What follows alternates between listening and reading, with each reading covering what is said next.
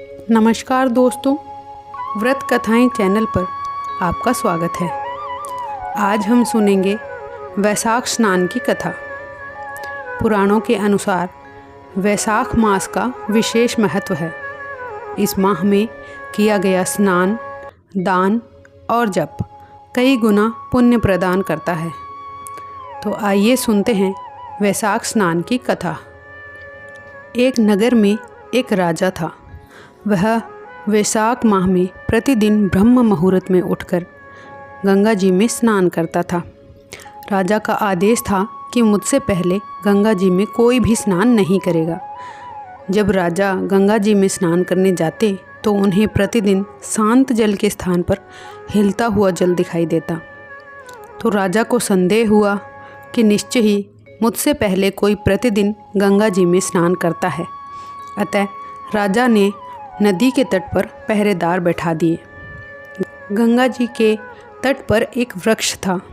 उस पर एक बंदरिया रहती थी। वह प्रतिदिन राजा के स्नान करने से पूर्व स्नान करके वृक्ष पर चढ़कर बैठ जाती थी। एक दिन राजा के पहरेदार ने यह देख लिया और उस बंदरिया को पकड़कर राजा के पास ले गए और कहा कि यह बंदरिया आपसे पूर्व प्रतिदिन गंगा जी में स्नान करती है। उधर राजा की प्रतिज्ञा थी कि यदि कोई स्त्री मुझसे पूर्व स्नान करती होगी तो मैं उससे विवाह करूंगा। इसलिए राजा को बंदरी के साथ विवाह करना पड़ा। वैशाख स्नान के पुण्य से बंदरी के गर्भ ठहर गया। 9 मास पूर्ण होने पर बंदरी ने राजा से पूछा कि शिशु जन्म के समय मुझे क्या करना चाहिए। तब राजा ने महल में एक घंटी लगवा दी और बंदरी से कहा कि जब तुम्हें दर्द हो तो इसे बजा देना, मैं सारा प्रबंध कर दूंगा। राजा की अन्य रानियां भी थी जिनके कोई संतान नहीं थी। अतः बंदरी को गर्भ है यह समाचार जानकर अन्य रानियां मन ही मन में ईर्ष्या करने लगी और भावी संतान का नाश करने हेतु विभिन्न योजनाएं बनाने लगी। घंटी लगी देखकर एक रानी ने बंदरी से इसका कारण पूछा तो बंदरी ने पूरी बात बता दी। रानी ने उसे बहकाया कि एक बार घंटी बजाकर तो देख कि राजा आते हैं या नहीं। तो बंदरी ने घंटी बजा दी। राजा दौड़े दौड़े महल में आए और घंटी बजाने का कारण पूछा। इस पर बंदरी ने उत्तर दिया कि मैंने तो रानियों के कहने पर घंटी बजाई थी। तब रानियों ने राजा से कहा कि यह तो पशु है, ना जाने कितनी बार घंटी बजाएगी।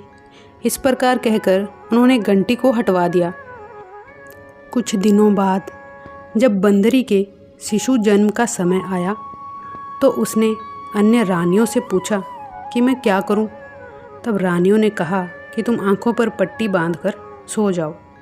बंदरी के वैशाख माह के स्नान के पुण्य से एक सुंदर पुत्र का जन्म हुआ।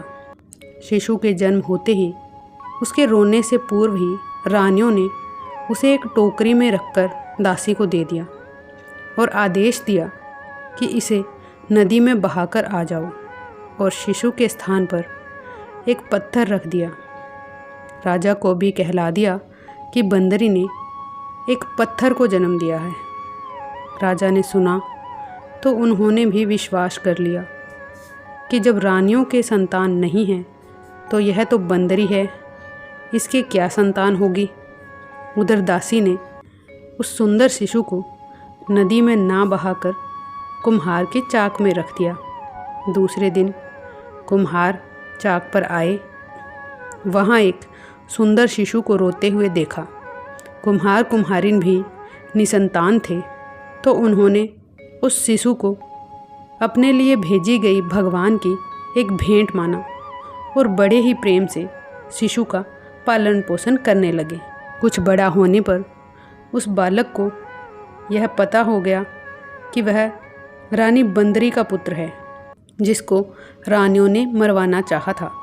एक दिन वह बालक कुम्हार के बनाए हुए मिट्टी के हाथी घोड़े लेकर पनघट पर जा बैठा और दासियों को देखकर कहने लगा, आओ मेरे मिट्टी के हाथी घोड़े, पानी पी लो। जब दासियों ने यह बात सुनी तो वे हंसने लगी और बोली, अरे मूर्ख, कभी मिट्टी के हाथी घोड़े भी पानी पीते हैं क्या। इस पर उसने कहा कि कभी बंदरी के भी पत्थर जन्म लेता है क्या? यह समाचार दासी ने रानी को कहा और रानी ने राजा से कहकर कुम्हार को देश निकाला दिलवा दिया। कुम्हार वन में रहने लगा। तत्पश्चात जब अगले वर्ष चैत्र माह में गणगौर के पूजन का दिन आया तो वह बंदरी का पुत्र घड़े में पानी भरकर बगीचे के बाहर बैठ गया। उधर राजा की और साहूकार की पुत्रियां गणगौर बनाने के लिए मिट्टी लेने के लिए आई और बगीचे में झूला झूलने लगी। कुछ समय बाद जब उनको प्यास लगी तो उन्होंने उस बंदरी के पुत्र से पानी पिलाने के लिए कहा तो उस युवक ने उत्तर दिया कि मेरे चारों ओर फेरी लगाते जाओ, तब मैं तुम्हें पानी पिलाऊंगा। इस पर पहले तो कन्याओं ने मना किया, फिर तेज प्यास लगने के कारण मान गई। उसके चारों ओर फेरी लगाने लगी। फेरे देने के कारण सारी लड़कियां उसके ब्याह में बंध गई। फिर वो घर आ गई। 4-6 महीने निकले, किसी के सावे नहीं निकले, कोई देखने ही नहीं आया। सभी कहने लगे कि ऐसा क्यों हुआ, ना तो कोई देखने आया ना ही कोई सावा निकला। माँ बाप को चिंता सताने लगी। वहाँ एक बुढ़िया रहती थी। उनमें से एक लड़की की माँ ने उस बुढ़िया से कहा कि जहाँ ये लड़कियाँ बातें करने इकट्ठी होती हैं वहाँ जाकर बैठ जाए और सारी बात बताए। लड़कियाँ बोली, माँ जी आप हमारी बातें सुनने आए हो क्या? बुढ़िया बोली, नहीं नहीं, तुम तुम्हारी बातें करो, मैं तो एक तरफ बैठी रहूँगी। लड़कियाँ आपस में बातें करने लगी और बोली, हम सब ने कुम्हार के बेटे के चारों ओर फेरे लिए हैं तो हम सब उससे ब्याह गई हैं, इसलिए हमारा कोई सावा नहीं निकलता, ना ही कोई देखने आता है। बुढ़िया ने यह सब सुन लिया और लड़कियों की माताओं को जाकर बता दिया। उन लड़कियों के पिता कुम्हार के घर गए और बोले, हमारी लड़कियां तेरे बेटे से फेरे खा चुकी हैं, इसलिए उनकी शादी तेरे लड़के के साथ करनी पड़ेगी। कुम्हार बोला, मेरा बेटा इतनी पत्नियों को कैसे संभालेगा? लड़के से पूछा तो लड़का बोला, फिक्र मत करो, मैं सब संभाल लूँगा, इनका ब्याह मेरे साथ करा दो। लड़कियों के पिता ने धन दहेज देकर सबको विदा किया। आगे चलकर हर पत्नी के एक एक पुत्र पैदा हुआ। एक दिन बंदरी के बेटे ने कहा, चलो राजा के यहाँ चलते हैं।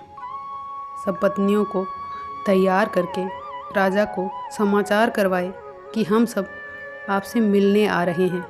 सब जने राजमहल पहुँचे। कुम्हार के लड़के ने पहले ही सब पत्नियों को कह रखा था कि वहाँ एक बंदरिया बैठी मिलेगी, उसके सबको पैर छूने हैं। सबने कुम्हार के कहे अनुसार दूसरी रानियों से बोली भी नहीं, पैर भी नहीं लगी। रानियों को क्रोध आया और कहने लगे, कुम्हार के बेटे की मस्करी गई नहीं है। उसकी औरतें बंदरिया के पैर लगी और हमारे नहीं लगी। कुम्हार के बेटे को बुलाया और पूछा तो वह बोला, देखो राजा जी, मैं इस बानरी का बेटा हूँ। मेरे होते ही रानी के कहने से दासियों ने मुझे कुम्हार की चाक में छोड़ दिया। कुम्हार वहाँ मिट्टी जमाने गया तो मैं उसे मिल गया। वो मुझे घर ले आया। झूठ लगे तो पूछ लो। राजा को बात जच गई। राजा ने रानियों को देश निकाला दे दिया और उन सबको राजमहल में रख लिया। लड़कियां वैशाख नहाती थी, इसलिए उनको बेटे पोते राजपाट मिल गया।